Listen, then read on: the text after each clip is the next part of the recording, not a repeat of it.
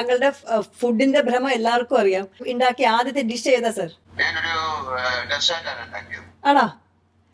Hello guys, ലാലേട്ടന്റെ special റെസിപ്പിയായ banana desert നമുക്കൊന്ന് try ചെയ്ത് നോക്കാം. ആദ്യം ഇതിന്റെ മെയിൻ ഐറ്റമായ ഏത്തപ്പഴം കുറച്ച് എടുത്തിട്ടുണ്ട്. ഇതിനെ ഒന്ന് ഫ്രൈ ചെയ്തെടുക്കാനായി ഒരു ബോട്ടിൽ നെയ്യ്, പിന്നെ ഒരു മുതുക്ക് ശർക്കരയും മാംഗോ ഫ്ലേവർ ഐസ്ക്രീമും കുറച്ച് തേനും എടുത്തിട്ടുണ്ട്. ഇനി നമുക്ക് ഏത്തപ്പഴം എടുത്ത് ഫ്രൈ ചെയ്യാൻ പരുവത്തിൽ ചെറുതായിട്ട് കുനുകുനാന്ന് കട്ട് ചെയ്തെടുക്കണം. എടുക്കുമ്പോൾ നല്ല പഴുത്ത പഴം നോക്കി എടുക്കണം, എങ്കിലേ ടേസ്റ്റ് വേറെ ലെവലായിട്ട് കിട്ടത്തുള്ളൂ. ഇനി ആവശ്യത്തിന് ശർക്കര എടുത്ത് പൊടിപൊടിയായിട്ട് കുറച്ച് ചെത്തിയെടുക്കാം. കുറച്ച് ഏലക്കയും കൂടി പൊടിച്ച് എടുത്തു കഴിഞ്ഞാൽ ഇനി സ്റ്റൗ കത്തിച്ച് ഒരു പാനും വെച്ച് കുറച്ചധികം നെയ്യൊന്ന് ചൂടായി വരുമ്പോഴേക്കും നമ്മൾ ബ്യൂട്ടിഫുൾ ആയിട്ട് കട്ട് ചെയ്ത് വെച്ച ഏത്തപ്പഴത്തെ ഓരോന്നോരോന്നായി തിളച്ച നെയ്യിലേക്ക് ഇട്ട് കൊടുക്കണം. ഒരു 10 മിനിറ്റ് കഴിയുമ്പോൾ ഇതിൽ നിന്നൊരു പ്രത്യേകതരം മണം വരും. എന്റെ മോനെ, പിന്നെ ചുറ്റുമുള്ളതൊന്നും കാണാൻ പറ്റൂല. അപ്പോഴേക്കും നമുക്ക് ഓരോന്നോരോന്നായി എടുത്ത് തിരിച്ചിട്ട് കൊടുക്കാം. ഇനി പൊടിപൊടിയായിട്ട് അരിഞ്ഞു വെച്ച ശർക്കരയും ഇട്ട് ഫ്ലേവറിന് വേണ്ടി ലേശം ഏലക്കയും ഇട്ട് കുറച്ച് തേങ്ങയും കൂടി ആഡ് ചെയ്ത് കൊടുക്കണം. സംഭവം ഇത്രയേ ഉള്ളൂ. ഇനി നമുക്ക് ഇതിനെ ഒരു പ്ലേറ്റിലേക്ക് മാറ്റാം. നല്ല തണുത്ത ഐസ്ക്രീം എടുത്ത് ഇതിന്റെ മേലേക്ക് കുറച്ചധികം വെച്ച് കൊടുത്ത് കുറച്ച് അണ്ടിപ്പരിപ്പ് ഇട്ട് ഫൈനലി തേനും കൂടി ഒന്ന് ഒഴിച്ചു കൊടുത്താൽ നമ്മുടെ ബനാന ഡെസേർട്ട് ഇവിടെ ബ്യൂട്ടിഫുൾ ആയിട്ട് റെഡി ആയിട്ടുണ്ട്. ഇനി ഒന്നും പറയണ്ടല്ലോ, ഒരു സ്പൂൺ എടുത്ത് നല്ലതുപോലെ മിക്സ് ചെയ്ത് ഒന്ന്